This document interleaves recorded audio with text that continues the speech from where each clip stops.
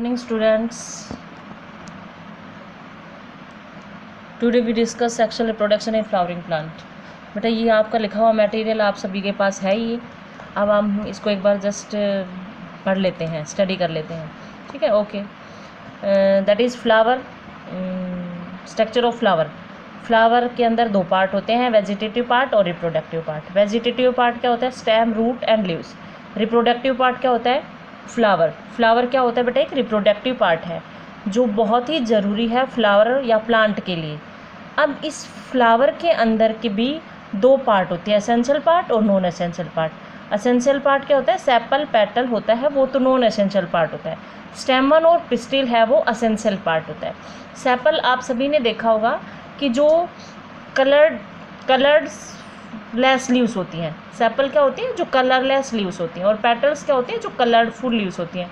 Sepal को हम calyx भी बोलते हैं और पेटल को हम कोरोला भी बोलते हैं। जैसा हमने 11th क्लास में पढ़ा भी रखा है कि सेपल, वो जो फ्लावरिंग डायग्राम था वो हमने पढ़ा हुआ है। स्टेमन is also called the androecium. स्टेमन को हम क्या कहते हैं? एंड्रोशियम। और कार्पल को हम क्या कहते हैं? पिस्टिल, ठीक है। स्टेमन को क्या कहते हैं? एंड्रोशियम। और कार्पल को क्या कहेंगे? पिस्टिल या गाइनोशियम्स। अब नव वी डिस्कस स्टेमन। स्टेमन क्या होता है? It is a male reproductive part. क्या है भाई? एक मेल रिप्रोडक्टिव पार्ट है जो made up of two part, दो पार्ट से मिलकर बना होता है, एंथर और फिलामेंट। एंथर तो क्या होते हैं? एक नोब या बाइलोब स्ट्रक्चर होती है, और जिसके पास क्या होते हैं? Pollen grain. एंथर क्या होती है? नोब लाइक स्ट्रक्चर होती है, जिसके पास क्या होते हैं बेटा? Pollen grain. और फिलामेंट क्या है? एक डंडी जैसी स्ट्रक्चर होती है, एक लॉन्ग स्टाक लाइक स्ट्रक्चर होती है। अब ज़्यादातर एंथर होते हैं वो डाइथिकस या बाइथिकस ही होते हैं। मोस्ट जैसे कस्कुटा है, उसके अंदर हो सकता है कि बहुत सारे बाइलोब नहीं, डाइथिकस नहीं होगा, लेकिन मोस्टली एंथर होते हैं वो डाइथिकस होते हैं। Now we study structure of anther. अब हम क्या पढ़ेंगे? Structure of anther. एंथर की स्ट्रक्चर पढ़ेंगे। एंथर की स्ट्रक्चर दिखाई दे रही है आप सभी को? That is structure of anther. Anther दिखाई दे रहा है भाई? देखो ये बाइलोब स्ट्रक्चर है, लेकिन ये टेट्रागोनल है। चार है ना, चार मतलब कि दिखाई दे रहा हो आपको, चार स्ट्रक्चर दिखाई दे रही है। अब ये चार स्ट्रक्चर दिखाई दे रही हैं, इट मीन्स ये है तो बाइलोब, है तो इसके अंदर दो लोब, लेकिन ये क्या है? टेट्रागोनल है। और हर मतलब कि लोब के अंदर एक अलग से आपको गोला सा दिखाई दे रहा है, that is known as the microsporangium. जो गोला सा दिखाई दे रहा है उसको क्या बोल रहे हैं बेटा? माइक्रोस्पोरेंजियम। और इस माइक्रोस्पोरेंजियम के अंदर क्या होते हैं बेटा? बहुत सारी सेल्स होती हैं, जिनको हम बोलते हैं स्पोरोजिनस सेल्स। यानी ये स्पोरोजिनस बहुत सारी सेल मिल जाती हैं तो क्या हो जाता है? टिश्यू। तो यहाँ ये माइक्रोस्पोरेंजियम हो गया, और इसके चारों तरफ बहुत सारे इसके अंदर क्या है? सेल्स हैं। तो इसके अंदर कौन सी सेल्स हैं? Sporogenous cell. तो क्या हो गया? माइक्रोस्पोरेंजियम के अंदर क्या होते हैं बेटा? स्पोरोजिनस टिश्यू होते हैं। माइक्रोस्पोरेंजियम के अंदर क्या होते हैं? स्पोरोजिनस टिश्यू होते हैं, ठीक है। तो अब हम पढ़ेंगे it is bilobed, tetragonal, fertile and stamens. Each anther, हर एंथर के अंदर क्या होते हैं? Two microsporangium. ईच एंथरलोब, हर एंथरलोब के अंदर दो माइक्रोस्पोरेंजियम दिखाई दे रहा है। हर एंथरलोब के अंदर क्या है? दो माइक्रोस्पोरेंजियम है। इसके अंदर एक लोबी हो गई, इसके अंदर दो हो गए, एक लोबी हो गई, इसके अंदर दो हो गई, ठीक है। तो 4 माइक्रोस्पोरेंजियम हो गए एंथरलाइड द 4 कॉर्नर, चारों कोनों पर। They are parallel to one another, एक दूसरे के पैरेलल है ना भी, एक दूसरे के पैरेलल दिखाई दे रहे हैं, parallel to the 2 microsporangium anther lobe are separated from each others. दो एंथरलोब्स एक दूसरे से सेपरेटेड होती हैं बाई ए ग्रूव, यानी एक मतलब कि ग्रूव के थ्रू, एक गड्ढा दिखाई दे रहा है आपको ये वाला ऐसे, और बीच में आपको वेस्कुलर, यानी हर कोई मतलब कि ग्रूव्स एक गड्ढे के थ्रू सेपरेट किए गए हैं हर कोई, कौन? माइक्रोस्पोरेंजियम, ठीक है। 2 माइक्रोस्पोरेंजियम एंथरलोब। अब the microsporangiums are covered by the epidermis layer. Covered by the epidermis layer, cells of the epidermis become matures and the microsporidium form the archisporial cell. Archisporial cells divide from outer parietal cell. क्या कहा कि भाई इसने कि जो हमारे पास जो cell है एपिडर्मिस की वो मैच्योर हो जाती है, और माइक्रोस्पोरेंजिया होते हैं वो आर्चिस्पोरियल सेल्स।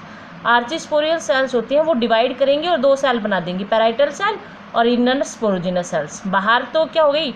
ये तो पैराइटल सेल हो गई, और इनर क्या हो गई? Sporogenous sales. आउटर जो पैराइटल सेल्स है वो तो प्रोटेक्शन का काम करेंगी, और इनर स्पोरोजिनस सेल्स हैं वो डिवाइड करेंगी, और जो आउटर पैराइटल सेल्स हैं वो डिवाइड करके 4 या 5 लेयर बना लेंगी। कौन कौन सी?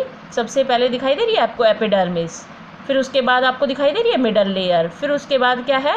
एंडोथीसियम, एंडोथीसियम, ठीक है। एपिडर्मिस, एपिडर्मिस के बाद एंडोथीसियम, एंडोथीसियम के बाद मिडल लेयर, मिडल लेयर के बाद टेपेटम, दिखाई दे रहा है ना टेपेटम। अब ये जो टेपेटम है इसके अंदर क्या है, स्पोरोजिनस सेल्स, और ये स्पोरोजिनस सेल्स क्या बनाएंगे, माइक्रोस्पोर बनाएंगे, यानी मेल गैमेट की फॉर्मेशन करेंगे, ठीक है। तो हमने क्या कहा कि the archisporial cells divide for outer parietal cell in inner sporogenous cells. These cells divide from 3 and 5 layer, that is endothecium, epidermis, middle layer and tapetum, ठीक है। अब देखो इसके बाद हमारे पास क्या बन जाएगा कि यहाँ पर अब हमारे पास ये क्या है, माइक्रोस्पोरेंजियम। इस माइक्रोस्पोरेंजियम से क्या बनेगा बेटा, माइक्रोस्पोर की फॉर्मेशन होगी, ठीक है। अब आता है माइक्रोस्पोरेंजियम। अब हम इसके बारे में पढ़ेंगे। माइक्रोस्पोरेंजियम क्या होता है, जिसके पास दो पार्ट होते हैं, एक आउटर और एक स्पोरोजिनस स्टेज। आउटर वाल होते हैं जो 4 लेयर बनाएंगे, epidermis, endothecium, middle layer, tapetum. Out of 3, इनमें से जो 3 हैं, 3 होती हैं फंक्शन फॉर द प्रोटेक्शन। कौन कौन सी तीसरी, एपिडर्मिस, एंडोथीसियम, मिडल लेयर, ये तो प्रोटेक्शन का काम करेंगी, लेकिन जो टेपेटम है वो न्यूट्रिशन प्रोवाइड करेंगी स्पोरोजिनस सेल को। यानी जो स्पोरोजिनस सेल्स हैं, ये जो स्पोरोजिनस सेल इसके अंदर भरी हुई हैं, इनको न्यूट्रिशन प्रोवाइड करने वाली कौन होगी बेटा, टेपेटम। अब हमने कहा था ना कि भाई पैराइटल सेल्स और स्पोरोजिनस सेल्स। पैराइटल सेल्स क्या होंगी, जो पैराइटल सेल्स हैं वो एपिडर्मिस, एंडोथीसियम, मिडल लेयर और टेपेटम बनाएंगी। एपिडर्मिस, एंडोथीसियम और मिडल लेयर्स होती हैं जो प्रोटेक्शन का काम करेंगी, और जो टेपेटम है वो न्यूट्रिशन प्रोवाइड करेगा उस स्पोरोजिनस सेल्स को। अब आपको एक स्ट्रक्चर दिखाई दे रही है, that is the structure of pollen grain, structure of pollen grain, ठीक है। ये आपके पास कौन सी किसकी स्ट्रक्चर है, पोलन ग्रेन की स्ट्रक्चर है, ठीक है। अब देखो नेक्स्ट आता है कि भाई ये माइक्रोस्पोर का डेवलपमेंट कैसे हुआ है। Development of microspore, development of microspore या पोलन ग्रेन। अब जो माइक्रोस्पोर है, माइक्रोस्पोरेंजियम क्या होते हैं, स्पोरोजिनस टिश्यू। माइक्रोस्पोरेंजियम के पास क्या होते हैं, स्पोरोजिनस टिश्यू, और ये सेल्स डिवाइड करती रहती है और ग्रोथ करती है, और अल्टीमेटली क्या होती है, they are change into the microspores, और बाद में वो किस में बदल जाती है, पीएमसी। बेटा जो स्पोरोजिनस सेल्स है वो उसके अंदर, स्पोरोजिनस सेल्स के अंदर वो जो सेल्स हैं वो अल्टीमेटली ग्रो करती रहती हैं और एक पीएमसी की फॉर्मेशन कर लेती हैं। और ये पीएमसी क्या होता है, डिप्लॉइड। आप सभी को पता है डिप्लॉइड का मतलब क्या होता है, 2n, यानी जिसके अंदर क्रोमोजोम्स डबल अमाउंट में हो। These mother cells undergo meiosis. अब ये मदर सेल्स है वो मियोसिस शो करेगी और क्या बना देगी, tetrad of haploid microspore. Haploid microspore यानी एक टेट्राड बना देगा। दिखाई दे रहा है आपको एक स्ट्रक्चर, चार दिखाई दे रहे हैं ना, टेट्राड है जिसको हम माइक्रोस्पोर टेट्राड बोलते हैं। अब ये माइक्रोस्पोर टेट्राड की स्ट्रक्चर्स अलग अलग हो सकती है टेट्राहेड्रल भी हो सकती है, आइसोबाइलेटरल भी हो सकती है, लीनियर भी हो सकती है, टी शेप्ड, लेकिन सभी के अंदर आपको दिखाई दे रहे हैं कि 4 ही सेल हैं। तो जो माइक्रोस्पोर टेट्राड बना है वो किससे बना है, पीएमसी से। और पीएमसी कैसे बना है कि भाई जो स्पोरोजिनस सेल्स होती हैं वो अल्टीमेटली ग्रो करती रहेंगी और पीएमसी की फॉर्मेशन करेंगी। अब जो पीएमसी है, पीएमसी का मतलब पोलन मदर सेल्स है, वो क्या करेगी बेटा, मियोसिस करेगी और टेट्राइड हैप्लॉइड स्पोर की फॉर्मेशन कर लेगी। इस प्रोसेस को हम क्या बोलते हैं, माइक्रोस्पोरोजेनेसिस। यानी पीएमसी से क्या बनना बेटा, microspore, tetrad of haploid microspore की फॉर्मेशन होना क्या कहलाता है, माइक्रोस्पोरोजेनेसिस। अब जो पोलन ऑफ टेट्राड्स है वो ग्रो करेगा एंड फॉर्म सेपरेट।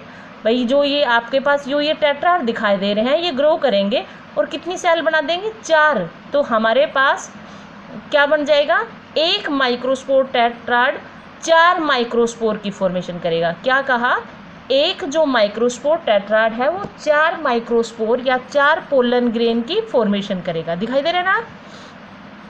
अब arrangement of microspores tetrad, tetrahedral, ये हमसे सबने देख लिया, टेट्राहेड्रल, आइसोबाइलेट, टेट्राहेड्रल।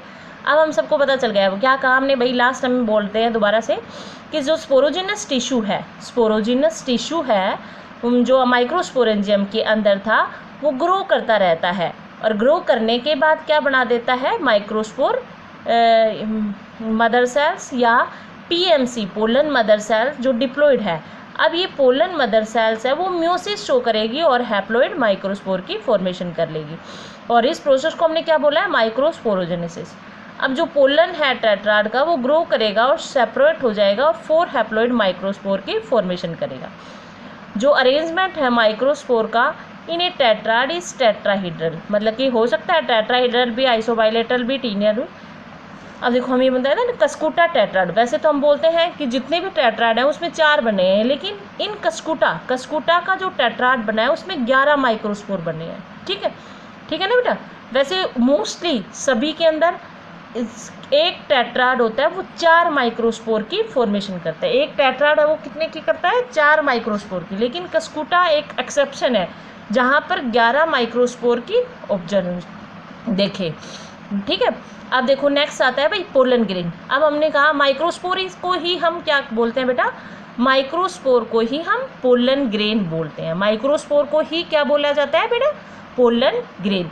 तो पोलन ग्रेन क्या होते हैं, जो मेल गैमेट होते हैं।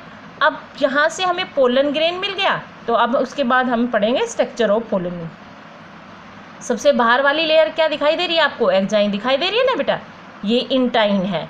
फिर उसके बाद दिखाई दे रहा है आपको जर्मपोर। जर्मपोर क्या होता है, जो पोलन ट्यूब की फॉर्मेशन है। एक छोटी सेल दिखाई दे रही है जिसको नाम लिखा हुआ है जनरेटिव सेल्स। उसके बाद एक जो पूरी बड़ी सेल्स है उसको बोला है वेजिटेटिव सेल। ठीक है। तो पोलन ग्रेन कैसे शेप है, ग्लोबुलर। इसका डायमीटर कितना होता है, 25 to 50 micrometre. Pollen grain is covered, pollen grain covered होता है by layer is known as the sporoderm. जो उस लेयर से कवर होता है उनको क्या बोला है, स्पोरोडर्म। 2 लेयर होती हैं, एक्जाइन और इंटाइन। इंटाइन तो होती है जो अंदर वाली होती है, और एक्जाइन होती है वो बाहर वाली होती है। इंटाइन होती है वो पैक्टोसेलुलिक नेचर की होती है, यानी पैक्टिन और सेलुलोज नाम के सब्सटेंस की बनी होती है। लेकिन एक्जाइन है बहुत ही हाईली रेजिस्टेंट, बहुत मतलब कि कठोर होती है, जिसको कोई भी एंजाइम तोड़ नहीं सकता है। हाईली रेजिस्टेंस फैटी सब्सटेंस जिसको हमने बोला sporopollenin. Sporopollenin is not degrade by any enzyme, यानी स्पोरोपोलिनिन एक ऐसा सब्सटेंस है जो कोई भी एंजाइम जिसको तोड़ नहीं सकता है। हाई टेम्परेचर पर वो गल नहीं सकता है, स्ट्रॉन्ग एसिड उसको डिकम्पोज नहीं कर सकता है। तो स्पोरोपोलिनिन से कौन बना होता है, एक्जाइन। तो एक्जाइन क्या हो गई, हाईली रेजिस्टेंस फैटी लेयर हो गई। This pollen grain are preserve as a fossil. अब जो पोलन ग्रेन है उसको हम प्रिजर्व कर सकते हैं फॉसिल के रूप में, भाई जब हमें ज़रूरत होगी तो हम उसका यूज़ कर लेंगे। ठीक है। अब देखो जो हमारे पास जो ये पोलन ग्रेन है, भाई अब पोलन ग्रेन की फॉर्मेशन हो गई। ये हमारे पास क्या है बेटा, पोलन ग्रेन है। पोलन ग्रेन दिखाई दे रहा है ना। अब पोलन ग्रेन के अंदर क्या है, जनरेटिव सेल्स है जो छोटी है, और वेजिटेटिव सेल्स है जो बड़ी है। अब यहाँ से क्या होगा भाई, पोलन ट्यूब की फॉर्मेशन, मैंने कहा था ना कि जर्मपोर से क्या बनता है बेटा, पोलन ट्यूब की फॉर्मेशन होती है। ये जर्मपोर दिखाई दे रहा है आप सभी को, देखो जर्मपोर से क्या है, ये पोलन ट्यूब की फॉर्मेशन होगी।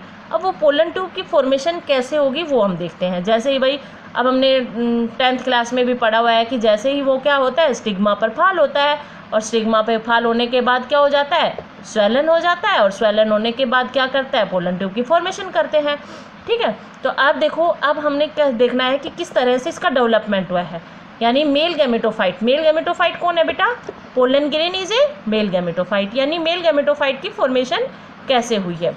अब देखो, अब हम पढ़ेंगे, आप सभी को दिखाई दे रहा है डेवलपमेंट ऑफ मेल गैमेटोफाइट, दिखाई दे रहा है ना, मेल गैमेटोफाइट का डेवलपमेंट यानी पोलन ग्रेन का डेवलपमेंट। आपको ये स्ट्रक्चर दिखाई दे रही है, पोलन ग्रेन ही दिखाई दे रहा है, लेकिन एक यहाँ पूंछ से दिखाई दे रही है, that is known as the tube. ये एक ट्यूब से दिखाई दे रही है, इसको क्या बोला है, पोलन ट्यूब। अब ये पोलन ट्यूब कहाँ से फॉर्मेशन हुई है, जनरेटिव सेल से फॉर्मेशन हुई है उसकी।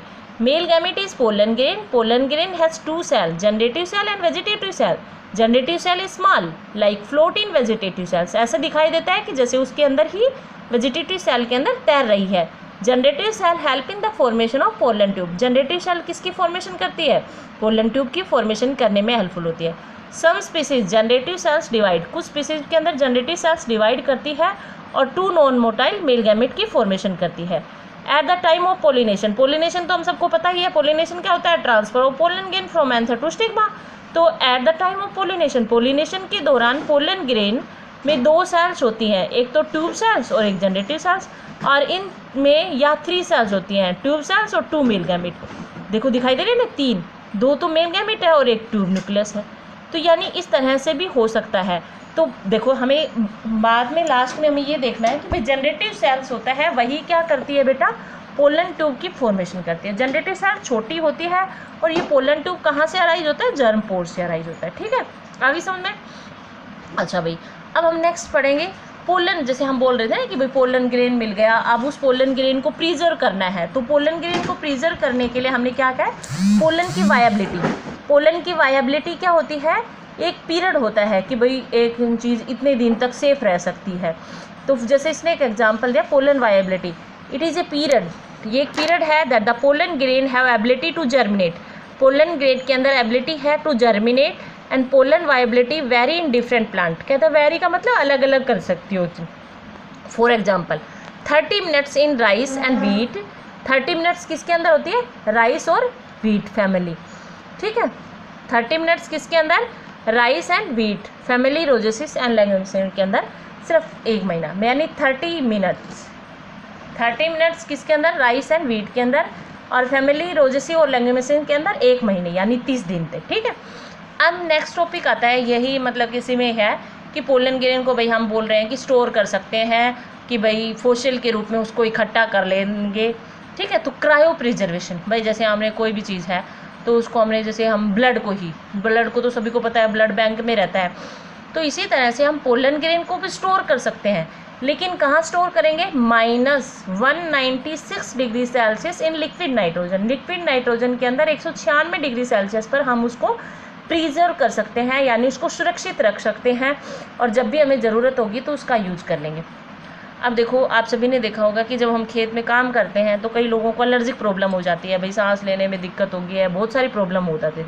तो पोलन एलर्जी, तो जो पोलन ग्रेन है वो प्रोड्यूस होते हैं लार्ज नंबर में, they are float in air, मतलब कि वो हवा में तैरते रहते हैं, भाई हवा में घूमते रहते हैं इधर उधर, and enter in our respiratory tract, हमारे रेस्पिरेटरी ट्रैक्ट के अंदर चले गए, एंड डेवलप वेरियस डिजीज, और उसने जाके बहुत सारी बीमारी कर दी, सच एज द अस्थमा, ब्रोंकिटिस, बहुत सारी डिजीज़ कर दी उसने, ठीक है। भाई क्या कहा, pollen grain are produce in large numbers and they float in air, और जो हमारे रेस्पिरेटरी ट्रैक्ट के अंदर हवा के साथ जब हमने सांस लिया तो अंदर चले गए, और जाके वहाँ पर उसने बहुत सारी डिजीज़ कर दी, लाइक एज अस्थमा, ठीक है। अब नेक्स्ट आता है पोलन प्रोडक्ट। आप सभी ने देखा होगा कि भाई कोई भी खिलाड़ी खेलने जाता है तो आपने देखा होगा कि भाई इसने टैबलेट ले रखी है और ये मतलब कि जीत जाता है, यानी उसमें एनर्जी गिविंग होता है। तो pollen grain are rich in nutrient such as the protein, जैसे कि protein, fat, carbohydrates, these are taken as a tablet, जिनको हम टैबलेट के रूप में लेते हैं या सिरप के रूप में, to improve health, to enhance performance. क्या है, अपनी हेल्थ को इम्प्रूव करने के लिए या अपनी परफॉर्मेंस को अच्छा दिखाने के लिए एथलीट या रेस हॉर्स लेते हैं, उनको दे दी जाती हैं, चाहे वो टैबलेट के रूप में हो या सिरप के रूप में, यानी परफॉर्मेंस को अच्छा करने के लिए। यानी एक एथलीट है भाई, थोड़ी देर के लिए तो उसको ज़रूरत होती है, फिर उसके बाद तो वो रेस्ट में आ जाता है। तो जो एथलीट है वो अपनी अच्छी परफॉर्मेंस के लिए उसको पोलन प्रोडक्ट दिए जाते हैं, एक टैबलेट या सिरप के रूप में, ठीक है। आगे भी समझ में आपको सभी को। चलो अब नेक्स्ट टॉपिक आता है हमारा पिस्टिल। आप सभी को पता ही है पिस्टिल क्या होता है, it is a female reproductive organ. Pistil हमने थोड़ी देर पहले ही पढ़ा था कि फीमेल रिप्रोडक्टिव ऑर्गन क्या है, pistil.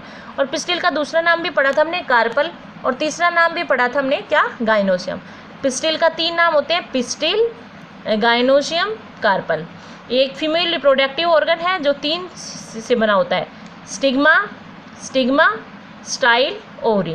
When pistil occur in A group, जब पिस्टिल ग्रुप के अंदर होता है इज कॉल्ड द गाइनोसियम्स। यदि अकेला है तो उसको पिस्टिल या कार्पल बोल दिया, लेकिन यदि वो ग्रुप में है, बहुत सारे पिस्टिल हैं, तो उसको हमने क्या बोलते हैं, गाइनोसियम। इफ फ्लावर है 1 कार्पल, यदि फ्लावर के पास क्या है, 1 कार्पल है, that is known as the monocarpellary. यदि 2 कार्पल हैं तो बाई कार्पल, यदि 3 कार्पल हैं तो ट्राई कार्पल, और बहुत सारे कार्पल हैं तो मल्टी कार्पल, ठीक है। कार्पल का मतलब हम सबको पता ही है क्या है, फीमेल रिप्रोडक्टिव पार्ट। अब हमारे पास टाइप्स ऑफ गाइनोसियम्स, गाइनोसियम के है, यदि कार्पल, बहुत सारी कार्पल हैं, हमने कहा था ना कि गाइनोसियम क्या होते हैं, कि यदि कार्पल किस रूप में हो, बहुत सारी हो, तो हम उसको कार्पल या पिस्टिल नहीं कहेंगे, क्या कहेंगे बेटा, गाइनोसियम कहेंगे।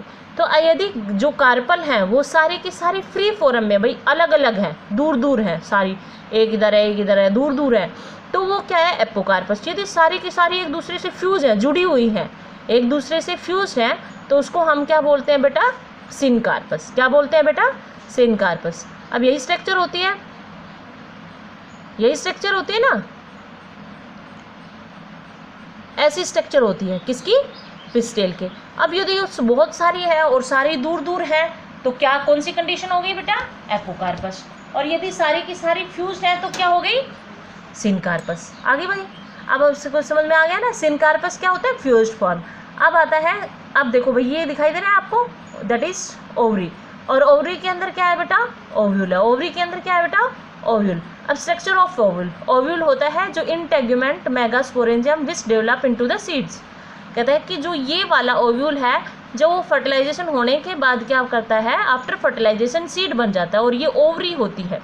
ये क्या होती है बेटा, ओवरी होती है, ठीक है, ये ओवरी होती है। तो ओवरी आफ्टर फर्टिलाइजेशन क्या बनाती है बेटा, फ्रूट की फॉर्मेशन करती है। और ये किसकी फॉर्मेशन कर देता है, ओव्यूल किसकी फॉर्मेशन कर देगा, सीड की, after fertilization. It is present inside the ovary. Ovule कहाँ प्रेजेंट होता है, ओरी के अंदर दिखाई दे रहा है ना, ओरी के अंदर दिखाई दे रहा है। Ovule have stalks and this stalks is known as the funicles. अब ओव्यूल की स्ट्रक्चर दे रखा है, ओव्यूल के पास क्या होता है, स्टाक्स होता है। अब आपको देखो भाई ये ओव्यूल है, ये एक ओव्यूल है, दिखाई दे रहा है आपके पास, बहुत सारे ओव्यूल दिखा रखे हैं, मैंने दिखा रखे हैं ना 6 टाइप ऑफ ओव्यूल। अब देखो इसमें अलग क्या कंडीशन क्या होती है। अब देखो ये हमारे पास स्ट्रक्चर ऑफ ओव्यूल है, देखो इसके पास आपको दिखाई दे रही, ये इंटेग्यूमेंट्स होती हैं, जो ये वाली लेयर्स होती हैं, जो आउटर कवरिंग्स होती हैं, उनको इंटेग्यूमेंट बोला है। और इसके अंदर ये क्या है, ओव्यूल है, ठीक है। ये बाहर वाली ओवरी है, ओवरी के ओवरी है, ओवरी से इंटेग्यूमेंट लेयर है। और यहाँ पर जो एक डंडा दिखाई दे रहा है उसको क्या बोला है, जो स्टाक लाइक स्ट्रक्चर है जिस पे खड़ा रहता है, तो उसको क्या बोला है, फ्यूनिकल्स। अब जहाँ से ये वाला, जहाँ पर इंटेग्यूमेंट नहीं है, देखो ये ध्यान रखना है बेटा आपको सभी को, जहाँ इंटेग्यूमेंट नहीं है वो माइक्रोपाइल रीजन है। और माइक्रोपाइल का उल्टा रीजन, उसका अपोजिट वाला क्या होगा बेटा, चला जा। अब माइक्रोपाइल एंड तो हम सबको पता ही चल जाएगा कि भाई जहाँ पर इंटेग्यूमेंट लेयर नहीं है, यानी ये वाली खुली है ना भाई, तो खुली है तो वो कौन सा है, यानी यहाँ इंटेग्यूमेंट लेयर नहीं है तो माइक्रोपाइल रीजन है। और इसका अपोजिट एंड वाला एंड क्या हो गया, चला जा एंड हो गया, ठीक है। आगे समझ में बात समझ। तो अब देखो funicle, the point of attachment of ovule with फ्यूनिकल्स, जो पॉइंट है अटैचमेंट का ओव्यूल का, वो क्या है, फ्यूनिकल्स है, इज नोन एज द हीलियम्स। अब ये स्टाक लाइक स्ट्रक्चर है, ये तो क्या है बेटा, फ्यूनिकल्स। और उसके बाद जहाँ से अटैच होता है, देखो ये दिखाई दे रहा है ना आपको, यहाँ से ये अटैच हुआ है ना, दैट रीजन्स, ये फ्यूनिकल्स। और ये हमारी इंटेग्यूमेंट है, और यहाँ से ये रीजन अटैच हुआ है, इसको क्या बोला है बेटा, हीलियम। क्या बोला है, हीलियम। तो फ्यूनिकल्स और किसको, जो इंटेग्यूमेंट है उसको जोड़ने वाला जो रीजन है उसको क्या बोला है, हीलियम्स, ठीक है। तो फ्यूनिकल्स है वो। अब फ्यूनिकल्स के अंदर एक ब्लैक रीजिज होती है जिसको रेफा बोला है। फ्यूनिकल्स के अंदर ये वाली आपको ब्लैक रीजिज दिखाई दे रही है, एक ब्लैक कलर की लाइन नज़र आती है, जैसे आपने कभी देखा हो कि ब्लैक कलर की लाइन होती है, उसको हमने क्या कहा है, रेफा। और that supply food to the ovules, और ये जो रेफा है ये इस ओव्यूल को फूड प्रोवाइड करेगी। आगे समझने, स्ट्रक्चर ऑफ ओव्यूल हमने क्या कहा, ओव्यूल क्या होता है, इंटेग्यूमेंटेड होता है। इंटेग्यूमेंटेड होता है, develop from the seed, seed से डेवलप होता है आफ्टर फर्टिलाइजेशन, जो कहाँ प्रेजेंट होता है, इनसाइड द ओरी।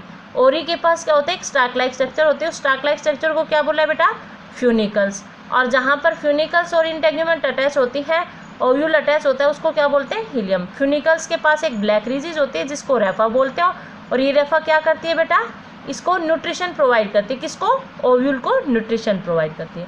वैसे हमारे पास टाइप्स ऑफ ओव्यूल दिखा रखे हैं, orthotropous, anatropous, हेमीट्रोपस, कैम्फाइलोट्रोपस, एम्फीट्रोपस, सिर्सिनोट्रोपस।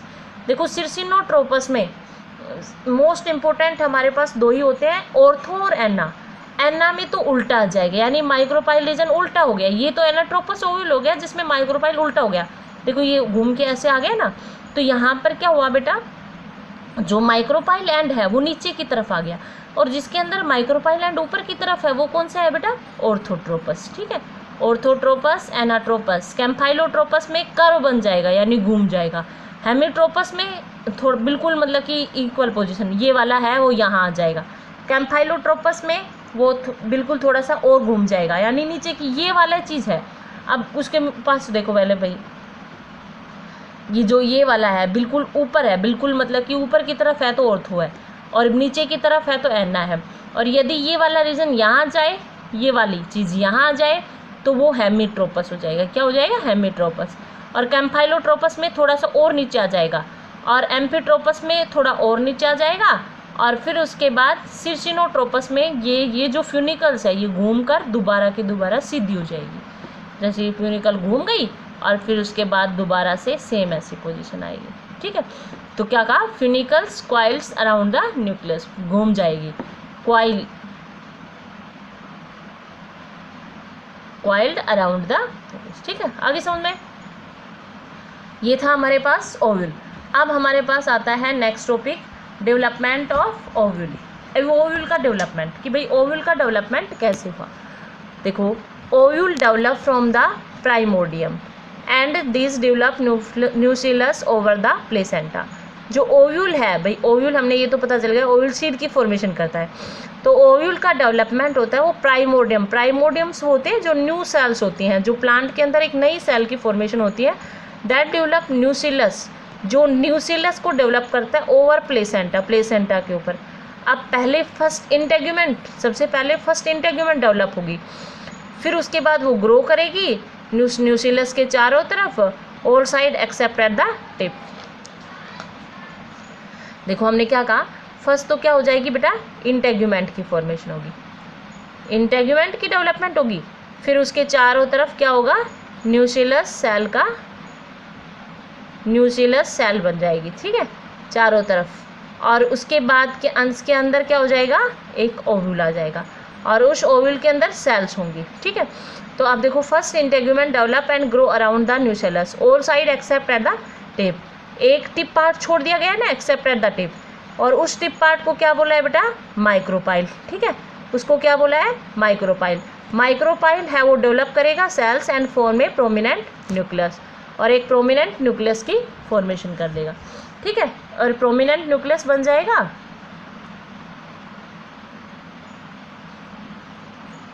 prominent nucleus and the archisporial cells, and the archisporial cells develop parietal cells। archisporial cells है वो डेवलप करेंगी parietal cells and sporogenous cells। parietal cells divide करेंगे और sporogenous cells होती है वो फंक्शन होंगे। अब देखो, ओव्यूल का डेवलपमेंट कहाँ से हुआ? प्राइमोर्डियम से। न्यूसिलस over the placenta, first integument develop and grow and around the nucleus, all side, सब साइड से, लेकिन सिर्फ एक टिप पार्ट को छोड़ देंगे, और उस टिप पार्ट को क्या बोला है बेटा? Micropyle. Micropyle develop cells and form a prominent nucleus, और एक बड़ा सा न्यूक्लियस बना लेंगे, and a small archesporial cells develop parietal cells. अब जो आर्चिस्पोरियल सेल्स, जैसा हमने उसमें पढ़ा था ना एंथर में, उसी तरह से इसमें भी क्या है? पैराइटल सेल और स्पोरोजिनस सेल्स। इसमें पैराइटल सेल्स डिवाइड करेंगे और sporogenous cells function as the diploid, और स्पोरोजिनस सेल्स हैं वो फंक्शन करेंगी एज ए डिप्लॉइड की तरह। ठीक है, अब देखो उसके बाद क्या कहा हमने? पैराइटल सेल्स डिवाइड करेंगे और प्रोटेक्शन का काम करेंगी, और sporogenous cells function as a diploid. उसमें पीएमसी था ना बेटा, यहाँ क्या जाएगा? MMC, megaspore mother cell. वहाँ क्या था? PMC, pollen mother cell. यहाँ मेगास्पोर मदर सेल, ये भी डिप्लॉइड ही है। कैसी है? डिप्लॉइड ही है। अब जो एमएमसी है, जो मेगास्पोर मदर सेल्स है, वो अंडरगो करेगी, क्या करेगी? म्यूसिस करेगी और 4 हैप्लॉइड मेगास्पोर बना देगी। उसमें भी क्या था? उसमें 4 टेट्राड हैप्लॉइड था। यहाँ पर क्या होगा? 4 हैप्लॉइड मेगास्पोर हो गया। अब the process of formation of haploid megaspore from diploid MMC is known as the megasporogenesis. अब ये कौन सी है? हैप्लॉइड मेगास्पोर बनना किससे? डिप्लॉइड एमएमसी से। वो क्या कहलाएगा बेटा? मेगास्पोरोजेनेसिस। कॉमनली चला जा मेगास्पोर इज रिमेन फंक्शनल, जो नीचे की तरफ होगा वो फंक्शनल होगा, और जो माइक्रोपाइल एंड की तरफ होंगे वो तीनों के तीनों रीजनरेट हो जाए, मतलब कि डीजनरेट हो जाएंगे। क्या हो जाएंगे बेटा? डीजनरेट हो जाएंगे। ठीक है, and the functional megaspore act as a female gametophyte. जो फंक्शनल मेगास्पोर है वो फीमेल गैमेटोफाइट होंगे, और जो फंक्शनल सेल है वो इनलार्ज करेगी और 3 माइटोटिक न्यूक्लियर डिवीजन करेगी, जिसके बाद क्या हो जाएगा? उसके अंदर 8 न्यूक्लियस आ जाएगा। अब जो 8 न्यूक्लियस है वो undergo rearrangement and the nucleus move toward the चला जा एंड फॉर्म एंटीपोडल सेल, यानी चला जा एंड की तरफ 3 सेल होंगी जिनको एंटीपोडल सेल बोला, और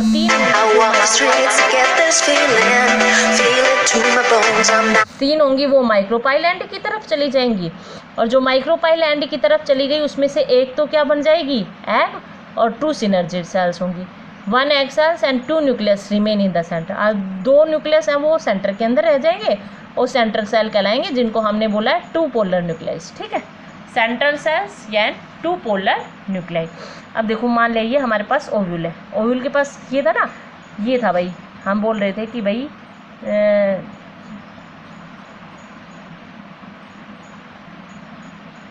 ये वाला था कि भाई हमने कहा था कि भाई जो हमारा चला जाए एंड वाला है वो फंक्शनल है और जो 3 है वो डिजनरेट हो गए, ख़त्म हो गए। अब जो फंक्शनल मेगास्पोर है, फंक्शनल मेगास्पोर है, उसका जो न्यूक्लियस है वो 3 बार माइटोटिक डिवीजन करेगा। भाई 3 बार माइटोटिक डिवीजन करेगा तो क्या होगा, एक बार में तो 2, दूसरे में 4 बन गई ना, दूसरे में 1 से इसके इससे ही, ठीक है 4। अब तीसरे में क्या बन जाएंगी, 8 हो जाएंगी।